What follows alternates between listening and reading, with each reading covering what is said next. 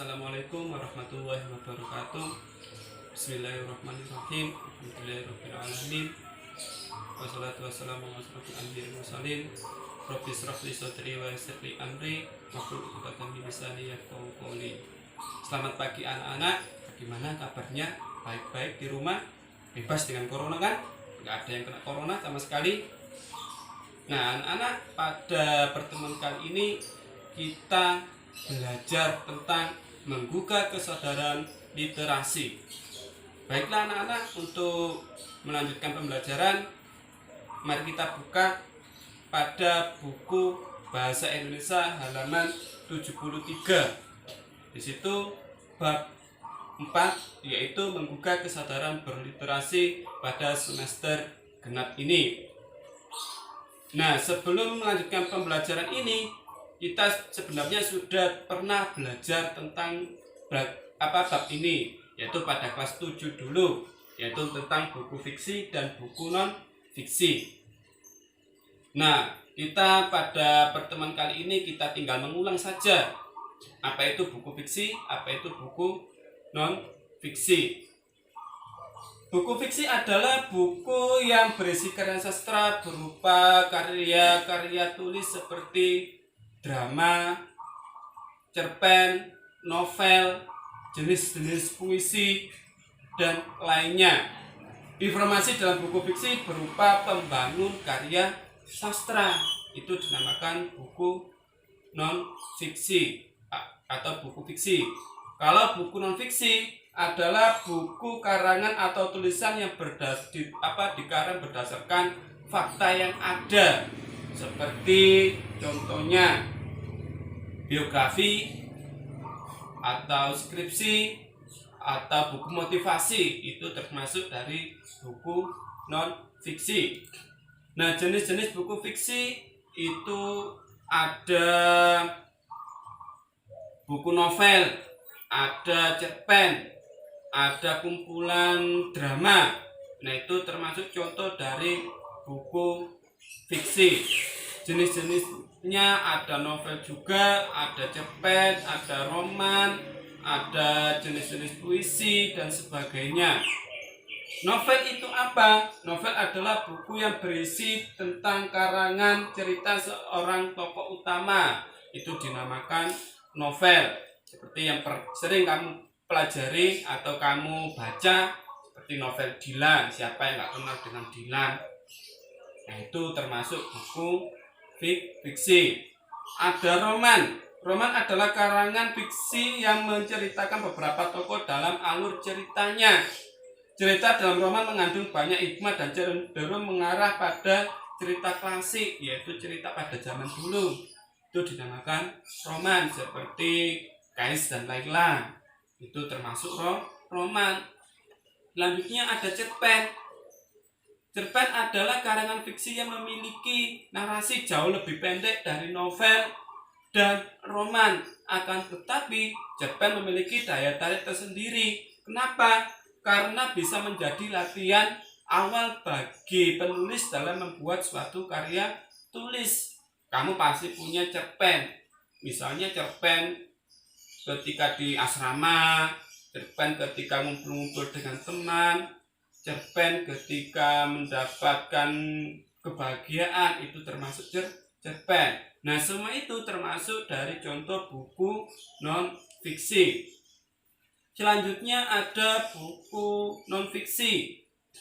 Buku non-fiksi ini contohnya ada buku biografi.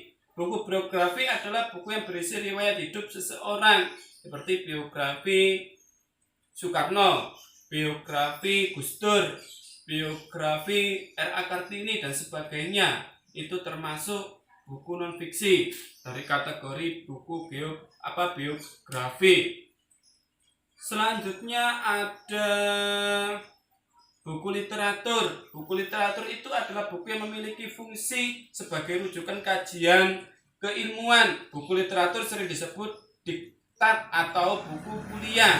Jadi kalau kita bisa ketika masuk di perguruan tinggi, kita pasti mencari-cari buku literatur, yaitu rujukan-rujukan yang kita gunakan untuk membuat karya ilmiah atau rujukan yang kita gunakan untuk menyusun skripsi. Itu dinamakan buku literatur. Selanjutnya buku motivasi. Buku motivasi adalah buku yang berisi kajian psikologis. Tulisan-tulisannya merupakan kiat-kiat membagi semangat setelah para literatur ini mencapai suatu titik keberhasilan. Jadi buku motivasi ini buku yang bisa memotivasi kita ke depan untuk lebih maju dan ke depan untuk lebih baik. Itu dinamakan buku motivasi. Selanjutnya ada buku pendamping.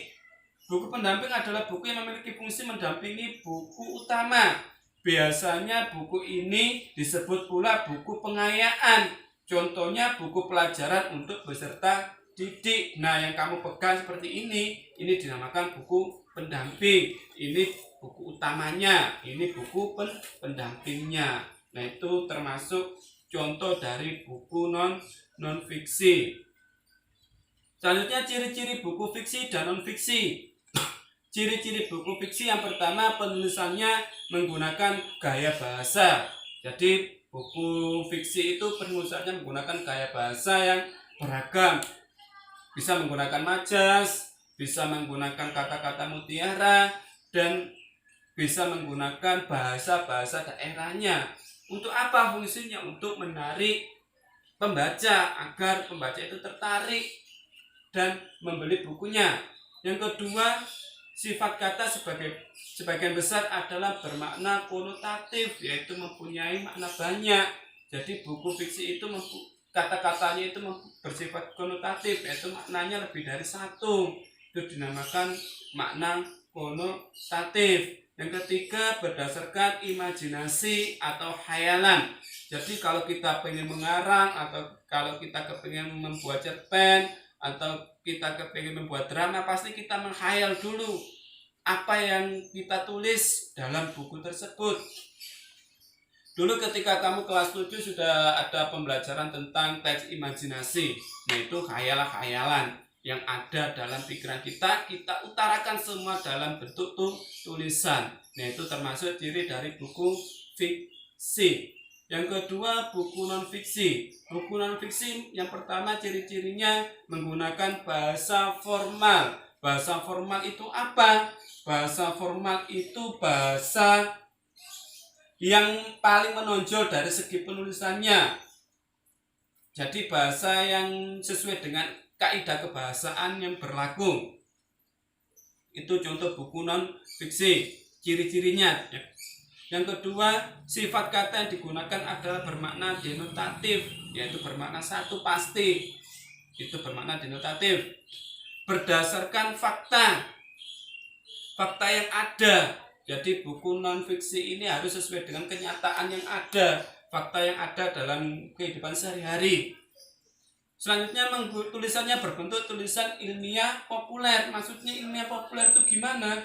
Ilmiah populer itu menggunakan bahasa yang sesuai dengan pasar dan berdasarkan kajian, daftar pustaka, dan sumber referensi yang diacu. Jadi misalnya kita mengutip dari bukunya karangan Supomo atau buku karangan orang lain, nah itu harus sesuai dengan kutipan tersebut tulisannya, nggak boleh dilencengkan, nggak boleh diganti. Yang terakhir adalah temuan yang ditulis adalah temuan terbaru. Jadi temuan terbaru itu belum ditemukan oleh orang lain. Contohnya misalnya cara membuat rambut lurus, temuannya dengan menggunakan lidah buaya. Atau temuan terbaru memutihkan putih dengan kulit cangkang telur. Atau yang terbaru lagi, membuat gigi putih dengan misalnya dengan pasir atau apa. Nah, itu termasuk temuan yang ditulis adalah temuan terbaru. Nah, itu termasuk ciri-ciri dari buku non fiksi. Selanjutnya adalah informasi dalam buku fiksi dan non fiksi. Yang pertama, informasi dalam buku fiksi, yaitu ada unsur intrinsik. Tahu kan unsur intrinsik itu apa? Unsur intrinsik adalah unsur yang membangun dalam sebuah cerita, yaitu ada tema, ada latar, ada tokoh, ada alur, dan ada amanat. Kamu kemarin sudah belajar itu, yaitu pada teks drama. Yang kedua ada unsur ekstrinsik. Unsur ekstrinsik itu unsur yang membangun dari luar, yaitu bahasa yang digunakan, latar belakang pengarang atau penulis, dan latar belakangnya itu memiliki riwayat pendidikan yang tinggi. Itu juga mempengaruhi dari buku tersebut. Nilai dalam karya sastra, nilai budaya, nilai sosial, dan sebagainya. Itu masuk dalam unsur ekstrinsik. Nah, dari dalam buku fiksi ini ada unsur-unsur lainnya, yaitu data buku. Data buku itu apa? Data buku itu meliputi judul buku yang tertulis di cover buku tersebut. Ada penulis, ada nama penerbit, ada cetakan dan tebal halaman. Semua itu ada di cover dan halaman setelah cover. Selanjutnya ada kata pengantar, ada daftar isi, ada jumlah bab dari buku fiksi tersebut, ada glosarium, dan ada indeks. Glosarium itu apa? Glosarium adalah kamus yang mana di situ menjelaskan kata-kata yang sudah dipahami, di situ dijelaskan. Indeks itu apa? Indeks itu mencari kata. Misalnya kata murni, dari buku ini kata murni itu digunakan pada halaman berapa saja, itu termasuk indeks. Selanjutnya informasi dari buku non fiksi. Sama dengan buku fiksi tersebut, buku non fiksi juga ada data buku, yaitu judul buku, penulis buku, penerbit, cetakan, dan tahun terbit, jumlah halaman. Sama dengan buku non fiksi tersebut. Ada kata pengantar, ada daftar isi, ada jumlah bab, ada glosarium, terus ditambah lagi ada daftar pustaka. Setelah itu ada indeks. Nah, itulah informasi dalam buku non fiksi. Nah, selain kita menemukan informasi dari dalam buku fiksi dan non fiksi, kita juga mengetahui daya tarik apa saja yang ada dari buku fiksi dan non fiksi tersebut. Yang pertama, buku fiksi. Buku fiksi mempunyai daya tarik yang sangat menarik. Salah satunya adalah gaya bahasa. Coba kamu baca novel Dylan. Di situ gaya bahasanya kan gaya bahasa gaul kan, yang kita dengar setiap hari.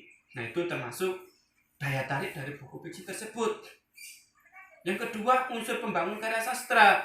Unsur pembangun karya sastra tadi, unsur intrinsik dan unsur ekstrinsiknya. Unsur intrinsiknya misalnya tokohnya ganteng-ganteng kan, yang laki, yang perempuan cantik-cantik. Nah, itu termasuk unsur pembangun dari karya sastra. Nah, itu daya tarik sendiri dari buku fiksi. Beda dengan buku non fiksi. Kalau buku non fiksi, daya tariknya apa? Organisasi buku. Organisasi buku ini seperti organisasi Leaks, terbitan Yogyakarta, itu sangat terkenal. Nah, kalau kita misalnya mengetahui buku, oh ini organisasi buku dari Leaks, atau organisasi buku penerbit Kemendikbud dan sebagainya. Nah, itu yang membangun dari daya tarik sendiri dari buku non fiksi. Yang kedua, isi buku. Misalnya buku motivasi. Buku motivasi isinya sangat menarik kita untuk belajar motivasi ke depan atau memberi motivasi kepada kita. Yang ketiga adalah bahasa. Bahasa yang digunakan adalah bahasa formal, bahasa baku, bahasa yang sesuai dengan kerjaan. Nah, itu daya tarik tersendiri dari buku fiksi dan buku non fiksi. Setelah ada daya tarik sendiri dari buku fiksi dan non fiksi, ada peta konsep dari buku fiksi dan non fiksi. Peta konsep itu apa? Alur dari dari sebuah buku tersebut. Nah, peta konsep itu adalah suatu gambaran yang memaparkan struktur konsep buku tersebut. Nah, kita membuat peta konsep itu ada langkah-langkahnya. Yang pertama, mengidentifikasi ide utama dari apa itu judul buku tersebut. Contohnya ya ini ya, batik karya agung warisan budaya dunia.